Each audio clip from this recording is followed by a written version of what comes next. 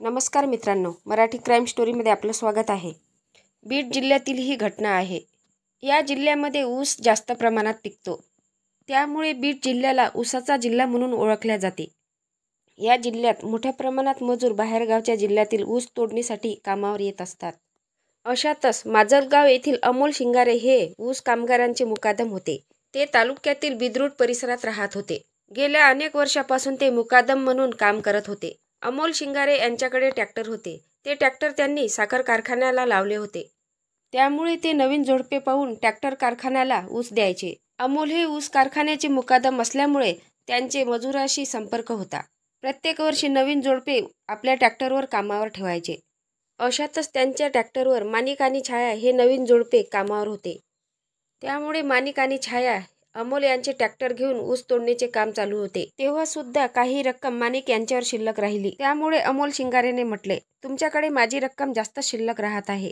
मागच्या वर्षीची रक्कम आणि याही वर्षीची रक्कम मोठ्या प्रमाणात शिल्लक राहिलेली आहे।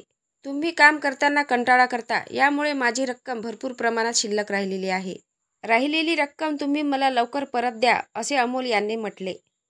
काही दिवसात राहिलेले पैसे तुम्हाला परत देतो, असे सांगितले। काही दिवस अमोल याने रक्कम परत देतील याची वाट पाहिली, परंतु माणिक हा पैसे देऊ शकणार नाही हे अमोलच्या लक्षात आले। तेव्हा त्याने माणिक याची पत्नी छाया हिच्याकडे नजर टाकायला सुरुवात केली। पैसे परत करू न शकल्यामुळे माणिक काहीच बोलू शकत नाही हे त्याच्या लक्षात आले। त्यामुळे त्याने माणिकची पत्नी छाया हिच्याकडे शरीर संबंधाची मागणी केली। छायाने मात्र नकार दिला। चक्क पतीसमोर अशा प्रकारची मागणी करत होता, मात्र पती हा हतबल होऊन पाहत होता। 2 दिवसानंतर छायाचा पती बाहेरगावी गेला होता। याचाच फायदा अमोल याने घेतला आणि त्याने हीच संधी साधली आणि छायाकडे गेला। ती घरी एकटी होती, म्हणून त्याने तिला पुन्हा शरीर संबंधाची मागणी केली।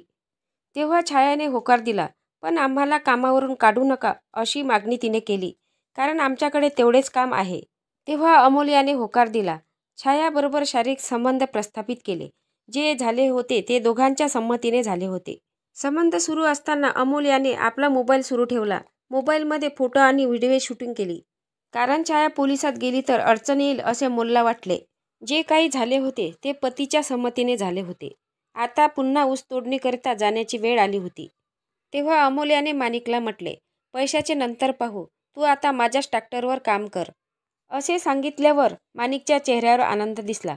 माणिक घरी आला आणि पत्नीला म्हणाला, अमोल आपल्याला मदत करणार आहे, असे सांगितले। तेव्हा छायाने सर्व प्रकार पतीला सांगितला। जे काही होत आहे ते असेच चालू राहू द्या, असे ती पतीला म्हणाली। पैशाच्या बदल्यात अमोल छायाशी नेहमी संबंध करत होता, याबद्दल पतीला सर्व काही माहीत होते। त्यामुळे माणिक त्याच्या मनात काहीच भीती उरलेली नव्हती। तो जेव्हा मनात येईल तेव्हा बिनधास्त जाऊन छायाशी संबंध करत होता। यांच्या संबंधाला आता 2 वर्ष झाले होते, परंतु हे आता किती दिवस सहन करायचे असे छायाला वाटू लागले होते।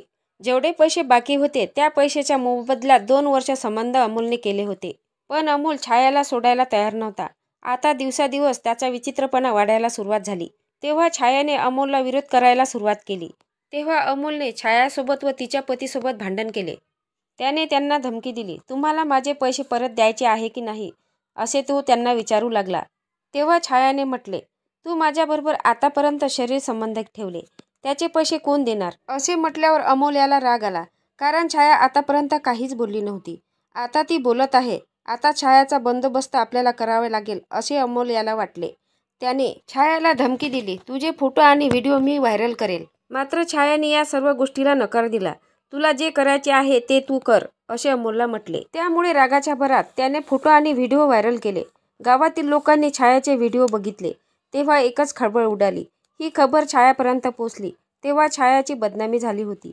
तिने आत्महत्या करण्याचा प्रयत्न केला। छायाबरोबर 2 वर्ष शरीर संबंध ठेवले तरीही त्याचे मन भरले नव्हते। आत्महत्या करणार या भीतीने अमोल फरार झाला होता। छायाच्या आत्महत्येचा कारणीभूत अमोलच आहे हे समजल्यावर त्याच्या विरोधात बिद्रूट पोलिसात गुन्हा दाखल केला। पोलीस तपास करत आहे, मात्र अमोल हा अजूनही फरारच आहे। छायाने सुरुवातीला संबंध बनवण्यास नकार दिला असता तर असे प्रकरण घडले नसते। छायाच्या गरिबीचा फायदा त्याने उचलला। कितीही गरीब असले तरी अशा नराधमापासून दूरच राहावे। तुम्हाला या घटनेबद्दल काय वाटते नक्की कमेंट बॉक्समध्ये सांगा। नवीन असाल तर चॅनलला सबस्क्राईब करा, लाईक करा। भेटूया पुढल्या व्हिडिओत। जय महाराष्ट्र।